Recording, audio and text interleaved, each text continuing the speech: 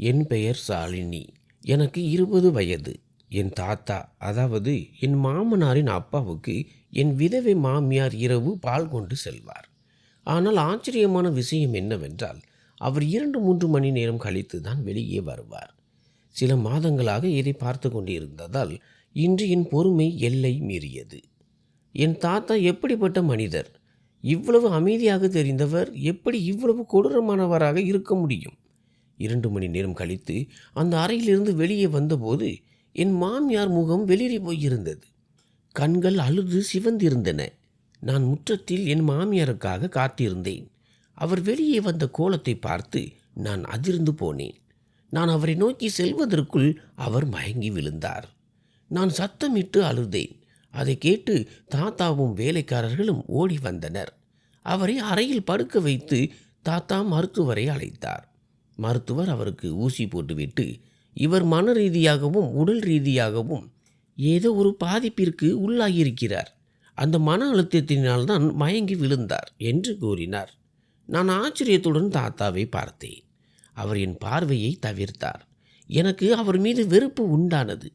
3-4 நாட்களில் மாமியார் தேறினார். நான் அவரிடம், தாத்தா உங்களை அறைக்கு அழைத்து என்ன செய்கிறார் என்று கேட்டபோது அவர் உடல்நிலை மீண்டும் மோசமானது. அவர் முகத்தில் ஒருவித பயம் வந்துவிடும். அவர் தலையை மட்டும் அசைத்து கொண்டு அவர் என்னிடம் ஒன்றும் சொல்வதில்லை என்று கூறுவார். என் மாமியாரின் மௌனம் எனக்கு ஆத்திரத்தை ஏற்படுத்தியது. அவர் தாத்தாவின் அறையிலிருந்து வெளியே வரும்போது இதே நிலையில்தான் இருப்பார். என் தாத்தாவினுடைய நடத்தை விசித்திரமாக இருந்தது. என் மாமியார் மீது அக்கறை காட்டுவது போலவும் நடிப்பார். ஆனால் அவர் உடல்நிலை தேறிய உடனே மீண்டும் அவரை தன் அறைக்கு அழைக்க சொல்வார்.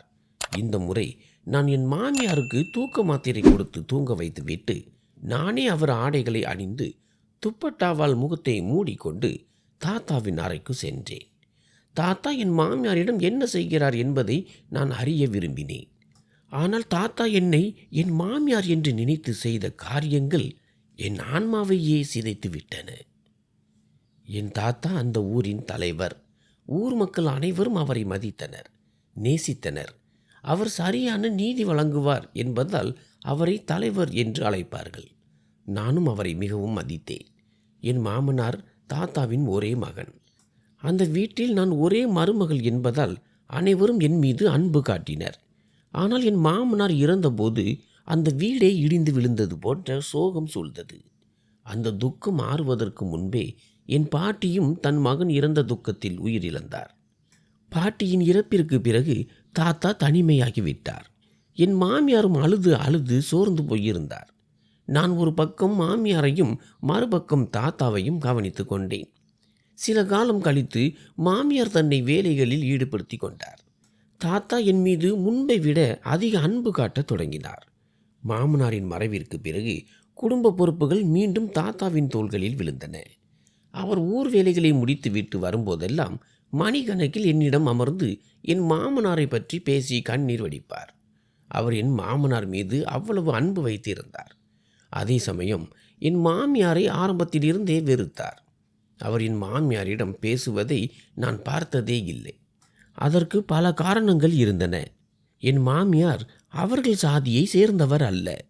அவர் என் மாமனாருடைய விருப்பப்படி திருமணம் செய்தவர். ஆனால் தாத்தா தன் நண்பரின் மகளை மருமகளாக கொண்டு வர விரும்பினார். இறுதியில் மகனின் பிடிவாதத்திற்கு முன் தாத்தா பணிய வேண்டியிருந்தது. அதனால்தான் தாத்தாவுக்கு என் மாமியாரை பிடிக்காது. அவரிடம் பேசவோ அவரை ஏறிட்டு பார்க்கவோ கூட மாட்டார். இவ்வளவு காலத்திற்கு பிறகும் பல சம்பவங்களுக்கு பிறகும் கூட என் மாமியார் மீது தாத்தாவுக்கு நல்லெண்ணம் வரவில்லை. அவர் மீது பார்வை பட்டாலே தாத்தா கோபத்தில் முகத்தை திருப்பிக் கொள்வார். ஆனால் சில மாதங்களாக தாத்தாவின் உடல்நிலை மிகவும் பாதிக்கப்பட்டது. அவர் சரியான நேரத்திற்கு மருந்து உட்கொள்ள மாட்டார்.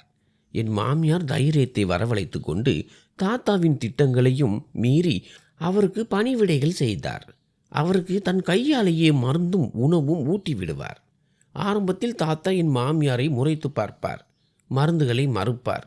ஆனால் மெல்ல மெல்ல என் மாமியார் மீதான அவரது அணுகுமுறை மாறத் தொடங்கியது. ஒருவேளை அவர் மனதில் என் மாமியார் மீது ஒரு சிறிய இடம் பிறந்திருக்கலாம். இப்போது இரவில் கூட எல்லா வேலைகளுக்கும் என் மாமியாரையே கூப்பிடுவார். வந்து மருந்து கொடு, டீ போட்டு தா என்று சொல்வார். என் மாமியாரும் அவர் அறைக்கு செல்வார். முதலில் எல்லாம் மாமியார் சீக்கிரமே திரும்பி வந்து விடுவார். நானும் தூங்கி விடுவேன். ஆனால் சமீப காலமாக அவர் அறையிலிருந்து வெளியே வரும்போது ஏதோ ஒரு பதற்றத்துடனும் ஆழ்ந்த சிந்தனையுடனும் காணப்பட்டார். நான் அதற்கு காரணம் கேட்டால் அவர் திடுக்கிட்டு போவார். கண்களில் நீருடன் என்னை பார்த்துவிட்டு, ஒன்றுமில்லை, நீ தூங்கு என்று தலையசைப்பார். இதை பார்க்க எனக்கு மிகவும் விசித்திரமாக இருந்தது. அப்படி தாத்தாவரிடம் என்னதான் சொல்லுவார்? வெளியே வந்ததும் ஏன் இவ்வளவு கவலையுடனும் அமைதியாகவும் மாறிவிடுகிறார்? என் மாமனார் இறந்த பிறகு என் மாமியார் சிரிப்பதே இல்லை. அவர் எப்போதும் சோகத்திலும் துக்கத்திலும் மூழ்கி கிடப்பார். முதலில் தாத்தா என் மாமியாரிடம் மருந்துகளை பற்றி மட்டும்தான் கேட்டுக்கொண்டிருந்தார்.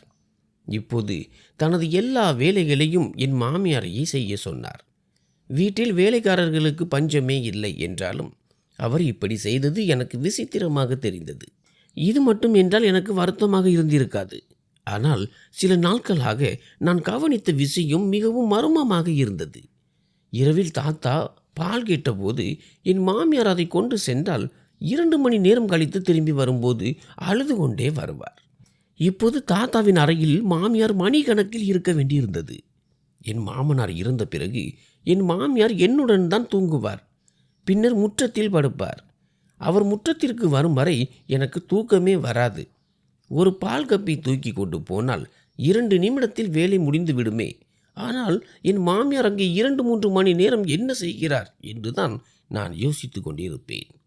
எல்லாவற்றையும் விட எனக்கு ஆச்சரியமான விஷயம் என்னவென்றால், என் மாமியார் மீது தாத்தா காட்டும் அணுகுமுறை அப்படியே மாறிவிட்டது. அவருக்கு அதிக முக்கியத்துவம் கொடுக்க தொடங்கினார். ஆனால் என் மாமியாரோ அவர் முன்னால் எப்போதும் பயந்தபடியே தான் இருப்பார். தாத்தா ஒரு முறை, இனிமேல் உன் மாமியார் தான் இந்த ஊர் பெண்களுக்கு தலைவி, பெண்களின் பிரச்சனைகளையும் குறைகளையும் அவர்தான் கவனிப்பார் என்று சொன்னபோது நான் திகைத்து போனேன். இதை கேட்டால் என் மாமியார் மகிழ்ச்சி அடைவார் என்று நான் நினைத்தேன். கடவுள் அவருக்குரிய மரியாதையை மீண்டும் வழங்கிவிட்டார் என்று கருதினேன். ஆனால் அப்போதும் அவர் மகிழ்ச்சியாக இல்லை. எதையோ யோசித்து கொண்டே இருந்தார். இந்த மாளிகையில் என் மாமியாருக்கு உரிய இடம் கிடைத்து விட்டதில் எனக்கு பெரும் மகிழ்ச்சி. ஆனால் அவர் முகத்தில் சிறு புன்னகை கூட வரவில்லை.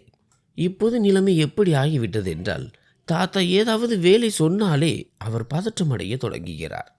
அறையிலிருந்து வெளியே வரும்போது முகம் வெளிரி போய் வருவார்.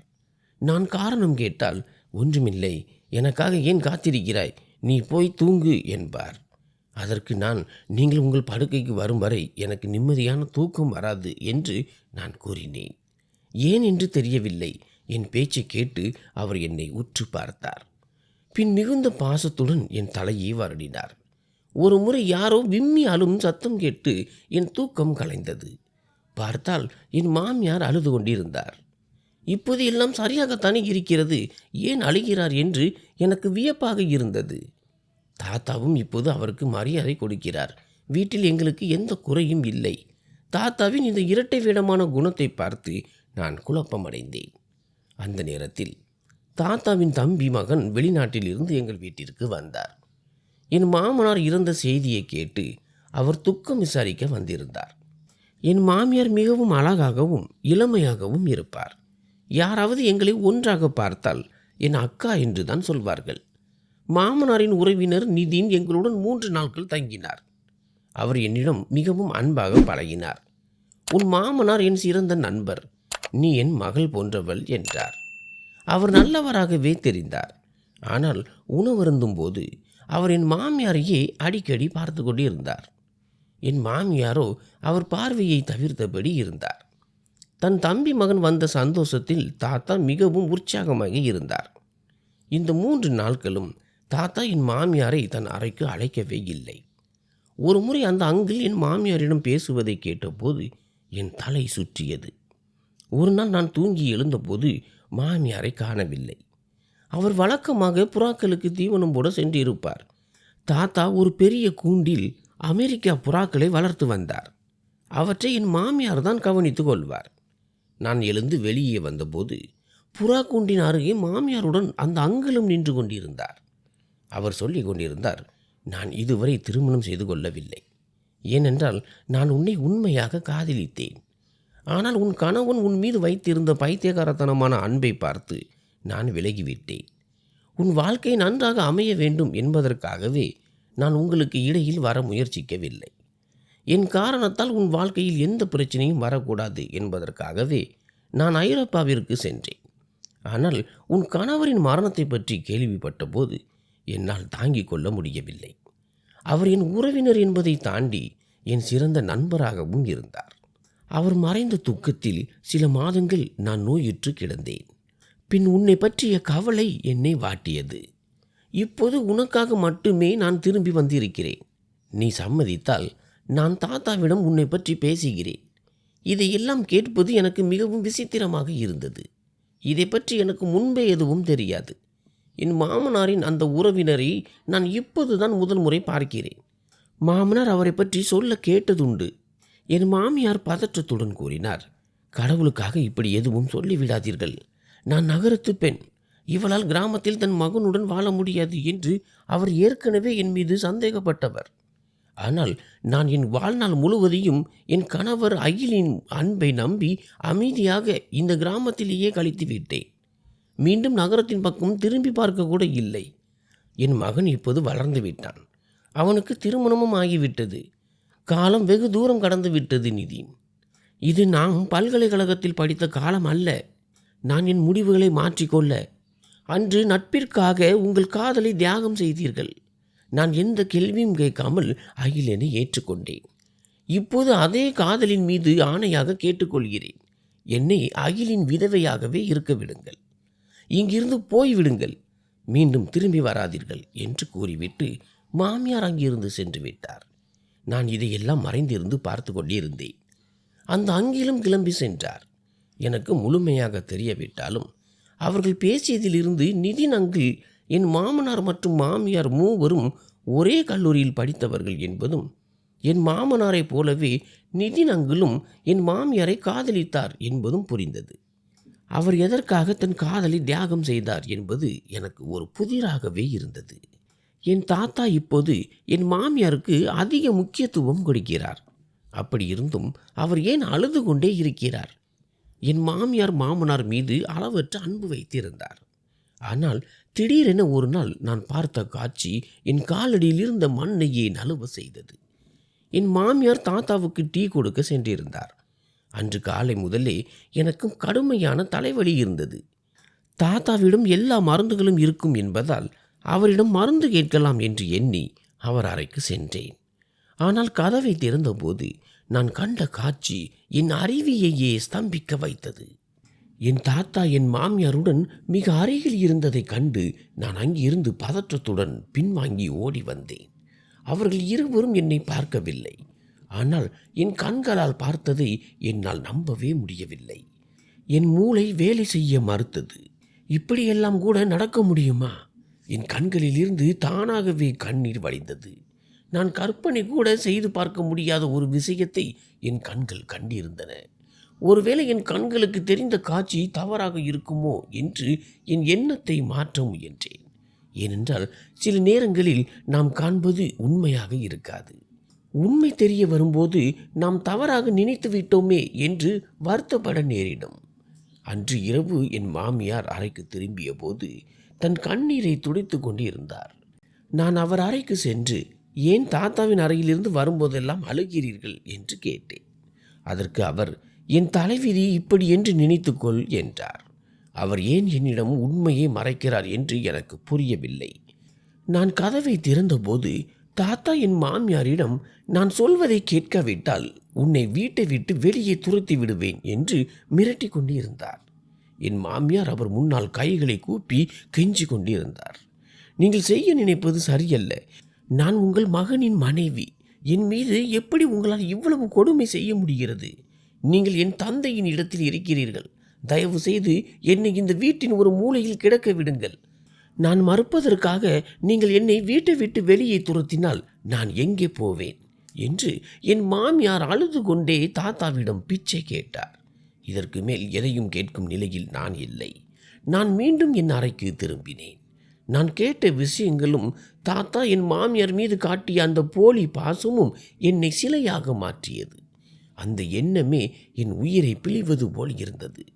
நான் இந்த மன உளைச்சலில் இருந்து மீள்வதற்குள் எங்கள் வீட்டு வேலைக்காரி என் சந்தேகத்தை உறுதிப்படுத்தினாள். அவள் சொன்னாள், இந்த தாத்தா பார்ப்பதற்கு தான் இப்படி, ஆனால் உண்மையில் அவர் அப்படிப்பட்டவர் இல்லை. அவர் மிகவும் மோசமான குணம் கொண்டவர். இளமை காலத்தில் பல பெண்களுடன் அவருக்கு தொடர்பு இருந்தது. உங்கள் முன்னால் தான் அவர் யோக்கியன் போல் நடிக்கிறார். இந்த வயதிலும் அவருக்கு வாய்ப்பு கிடைத்தால் எவரையும் விடமாட்டார். இப்படிப்பட்ட மனிதர்களிடம் இருந்து கடவுள்தான் நம்மை காப்பாற்ற வேண்டும்.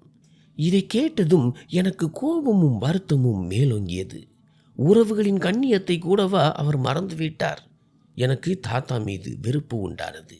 இப்போது என் மாமியார் தாத்தாவின் அறைக்கு செல்லும் போதெல்லாம் நான் பதட்டம் அடைய தொடங்கினேன்.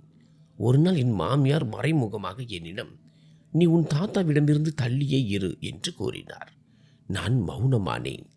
இப்போது தாத்தாவின் குணத்தின் மீது எனக்கு முழு சந்தேகம் வந்துவிட்டது. பிறகு ஒரு நாள் நான் முற்றத்தில் அமர்ந்திருந்த போது தாத்தா யாரிடமோ தொலைபேசியில் பேசிக்கொண்டிருந்தார். திருமணத்திற்கு ஆடல் பாடல் ஏற்பாடு இருந்தால்தான் நான் வருவேன். உனக்கு தான் தெரியுமே, என் வயதை நான் பார்ப்பதில்லை. என் மனம் இன்னும் இளமையாகத்தான் இருக்கிறது என்று சிரித்து கொண்டே தன் கேவலமான பழக்கங்களை பற்றி தன் நண்பரிடம் கூறிக்கொண்டிருந்தார். என் முன்னால் இப்படி பேசுவதற்கு கூட அவர் வெட்கப்படவில்லை. நான் கோபத்தில் அங்கிருந்து எழுந்து சென்று விட்டேன். ஒரு நாள் தாத்தா என்னிடம் வந்து, நீ பெரிய நிலைக்கு வர வேண்டும் என்பது என் ஆசை. உன் மாமியாரை போல நீயும் இந்த வீட்டு அடுப்பங்கரையிலேயே முடங்கி கிடப்பதை நான் விரும்பவில்லை. இரண்டாவது விஷயம், இந்த மாளிகையில் அறைகளுக்கு பஞ்சமே இல்லை. நீ ஏன் எப்போதும் உன் மாமியாருடனேயே ஒட்டி கொண்டிருக்கிறாய்? உன் கணவன் வெளிநாட்டிலிருந்து திரும்பி வரும்போது உன்னை ஒரு புதிய பரிமாணத்தில் பார்க்க வேண்டும். நீ உனக்கென தனி அறையை அமைத்துக்கொள். நாளை என் டிரைவருடன் சென்று கல்லூரியில் சேர்ந்து உன் படிப்பை தொடர் என்றார். தனியாக தூங்கும் பழக்கத்தை ஏற்படுத்திக்கொள் என்றும் கூறினார். நான் என் மாமியாரை விட்டு பிரிந்தால் உங்களுக்கு வசதியாக போய்விடும் என்று தானே இப்படி சொல்கிறீர்கள் என்று என் மனதிற்குள் நினைத்து கொண்டேன். ஆனால் அந்த சூழலில் நாங்கள் இருவரும் மிகவும் பலவீனமாக இருந்தோம். அவரிடம் எதிர்த்து பேசும் தைரியம் எங்களுக்கு இல்லை. அதனால்தான் நிதானமாக, எனக்கு இரவில் தனியாக தூங்க பயமாக இருக்கும், அதனால்தான் என் மாமியாருடனேயே படுத்துக்கொள்கிறேன் என்று கூறினேன். ஆனால் அவர் என் பேச்சை கேட்கவே இல்லை. என் அறையை மாளிகையின் மேல் தளத்திற்கு மாற்ற சொல்லி உத்தரவிட்டார். என் மாமியாரும் தன் நிலைமையை நினைத்து வருந்தினார். ஆனால் அவரால் எதையும் சொல்ல முடியவில்லை. நான் மேல் தளத்தில் உள்ள அறைக்கு சென்றேன். ஆனாலும் இரவில் எப்படியாவது மாமியாரின் அறைக்கு சென்று விட வேண்டும் என்று திட்டமிட்டேன். இரவு அனைவரும் தூங்கிய பிறகு நான் கீழே இறங்கி மாமியாரின் அறை வாசலில் நிற்பேன். ஆனால் கதவு பூட்டப்பட்டிருப்பதைக் கண்டு நான் அதிர்ச்சி அடைந்தேன். நல்லதுதான், மாமியார் கதவை பூட்டி கொண்டு பாதுகாப்பாக இருக்கிறார் என்று முதலில் எனக்கு தோன்றியது. ஆனால் உண்மை வேறு ஒன்றாக இருந்தது. நான் மீண்டும் என் அறைக்கு திரும்பினேன். மறுநாள் காலை நான் கல்லூரிக்கு செல்ல வேண்டும். நான் தயாராகி கீழே இறங்கி வந்தபோது என் தாத்தா மாமியாரின் அறையிலிருந்து வெளியே வந்து தன் அறைக்கு செல்வதை கண்டு நான் உறைந்து போனேன். அப்படியானால் அவர் இரவு முழுவதும் என் மாமியாருடன் தான் இருந்தாரா? என் தலை சுற்றியது. இந்த மாளிகையே என் கண்களுக்கு முன்னால் சுழல்வது போல இருந்தது. நான் கௌரவமாக வாழ்வதற்காக என் மாமியார் எவ்வளவு பெரிய விலையை கொடுக்கிறார் என்று நினைத்த போது என் உயிர் போவது போல இருந்தது. இனி என் மாமியாரை மேலும் துன்பத்தில் விடக்கூடாது என்று முடிவு செய்தேன். அன்று இரவு வெகு நேரம் வரை அவர் அறையில் அமர்ந்து பேசிக்கொண்டிருந்தேன். அவருக்கு ஒரு கிளாஸ் பால் கொடுத்து, உங்கள் ஆரோக்கியத்தில் உங்களுக்கு கவலையே இல்லை என்று கூறி கட்டாயப்படுத்தி குடிக்க வைத்தேன். அந்த பாலில் நான் தூக்க மாத்திரை கலந்திருந்தேன். அதனால் அவர் குடித்த உடனே உறங்கிவிட்டார். அவர் ஆழ்ந்த உறக்கத்தில் இருந்ததால் நான் மெதுவாக அலமாரியில் இருந்து அவருடைய உடைகளை எடுத்து அணிந்து கொண்டேன். என் முகம் தெரியாதவாறு துப்பட்டால் முகத்தை மூடிக்கொண்டேன். நானும் பார்க்க என் மாமியாரை போலவே இருந்தேன். நான் தாத்தாவின் அறைக்கு சென்றேன். அது தற்செயலான ஒன்றா அல்லது தினமும் நடப்பதா என்று தெரியவில்லை. அவர் அறையில் மங்கிய வெளிச்சம் தரும் நைட் பல்ப் எரிந்து கொண்டிருந்தது. நான் உள்ளே சென்று கதவை பூட்டினேன். தாத்தா என்னை என் மாமியார் என்று நினைத்து கொண்டார். நான் மருந்து சாப்பிட்டு விட்டேன். இப்போது என் அருகே வா. நான் உனக்காக நீண்ட நேரம் காத்திருந்து விட்டேன். இனி என்னால் பொறுமையாக இருக்க முடியாது என்றார். நான் அவர் அருகே சென்றேன். அதன் பிறகு அவர் சொன்னதை கேட்டு நான் திகைத்து நின்றேன். சிறிது நேரம் கழித்து தாத்தா என்னை ஆத்திரத்துடன் பார்த்து கொண்டிருந்தார். நீ என்னிடம் இப்படி செய்வாய் என்று நான் நினைக்கவே இல்லை என்று அவர் கூறிக்கொண்டிருந்தார். நான் வெட்கத்தால் தலைகுனிந்து அமர்ந்திருந்தேன். உண்மையில் நான் அவர் அறைக்கு சென்றபோது அவர் என்னை என் மாமியார் என்று நினைத்து தன் திட்டத்தை பற்றி பேசினார். அவர் என் மாமியாருக்கு தன் தம்பி மகன் நிதினுடன் மறுமணம் செய்து வைக்க விரும்பினார். நிதின் அங்கில் கிளம்புவதற்கு முன்பே தாத்தாவிடம் தன் விருப்பத்தை கூறிவிட்டு சென்றிருந்தார். என் மாமியார் இன்னும் முதியவர் ஆகிவிடவில்லை. என் மாமனாரின் நினைவிலேயே ஒரு விதவையாக தன் வாழ்நாள் முழுவதையும் கழித்துவிடக்கூடாது என்பதுதான் தாத்தாவின் எண்ணம். ஏனெனில் இன்று இல்லாவிட்டாலும் நாளை என் கணவர் என்னையும் வெளிநாட்டிற்கு அழைத்து சென்று விடுவார். தாத்தா இப்போது அடிக்கடி உடல்நிலை சரியில்லாமல் போவதால் அவர் இறந்த பிறகு என் மாமியார் அனாதையாகி விடக்கூடாது என்று கவலைப்பட்டார். என் மாமியாருக்கோ வெளிநாடு செல்ல விருப்பமில்லை. என் மாமியாருக்கு தன் நாட்டிலேயே இருக்க விருப்பம். ஆனால் என் கணவர் வெளிநாட்டில் வேலை செய்வதால் இன்று இல்லாவிட்டாலும் நாளை என்னை அவருடன் அழைத்து சென்று விடுவார். அப்போது என் மாமியார் இங்கே யாருடன் இருப்பார்? அதனால்தான் தாத்தா தன் வாழ்நாளிலேயே அவருக்கு மறுமணம் செய்து வைக்க விரும்பினார். இதை பற்றி பேசுவதற்காகவே என் மாமியார் பால் கொண்டு வரும்போது அவரிடம் விவாதிப்பார். என் மாமியார் என் மாமனார் மீது அளவு கடந்த அன்பு வைத்திருந்ததால் இந்த திருமணத்திற்கு சம்மதிக்காமல் அழுது கொண்டிருந்தார். என் தாத்தா என்னை ஆச்சரியத்துடன் பார்த்தார். மாமியாரின் உடையில் என்னை பார்த்ததும் அவர் ஆத்திரமடைந்தார். நான் ஏன் இந்த வேடத்தில் வந்தேன் என்று அவர் கேட்டபோது நான் இவ்வளவு காலமும் அவரை பற்றி தவறாக எண்ணிய அனைத்தையும் கூறிவிட்டேன். இதை கேட்டதும் தாத்தாவின் முகம் கோபத்தில் சிவந்தது. அந்த மாளிகையே அதிரும் வகையில் அவர் என்னை பயங்கரமாக திட்டினார். சத்தம் கேட்டு என் மாமியாரும் அங்கே ஓடி வந்தார். விஷயம் தெரிந்ததும், இப்படி ஒரு கேவலமான எண்ணம் உனக்கு வர எப்படி மனது வந்தது என்று கூறி என் மாமியார் என் கன்னத்தில் அறைந்தார். நான் தலைகுனிந்து அழுது கொண்டே அமர்ந்திருந்தேன். இறுதியில் தாத்தா தன் தம்பி மகனுக்கே என் மாமியாரை திருமணம் செய்து வைத்தார். இதற்காகத்தான் அவர் என்னை அவரிடமிருந்து விலகி இருக்க சொன்னார். நான் என்னவெல்லாம் நினைத்தேன் என்று எனக்கே என் மீது வெட்கமாகவும் வருத்தமாகவும் இருந்தது. என் மாமியார் நிதின் அங்குளுடன் அவர் வீட்டிற்கு விடைபெற்று சென்றார். உண்மையில் என் மாமியார் முதலில் நிதின் அங்கிலைத்தான் காதலித்தார். ஆனால் என் மாமனார் என் மாமியாரை பார்த்ததும் அவர் மீது பைத்தியமாகி போனார். அவர் எனக்கு கிடைக்காவிட்டால் நான் இறந்து விடுவேன் என்று நிதின் அங்கிளிடம் கூறியுள்ளார். தன் நண்பனின் உயிருக்காக நிதின் அங்கிள் தன் காதலையே தியாகம் செய்துவிட்டு என் மாமியாரை என் மாமனாரை திருமணம் செய்து கொள்ள சொன்னார். திருமணத்திற்கு பிறகுதான் என் மாமியார் என் மாமனார் மீது அன்பு செலுத்தினார். ஆனால் என் மாமனாரின் ஆயுள் காலம் முடிந்து போனது.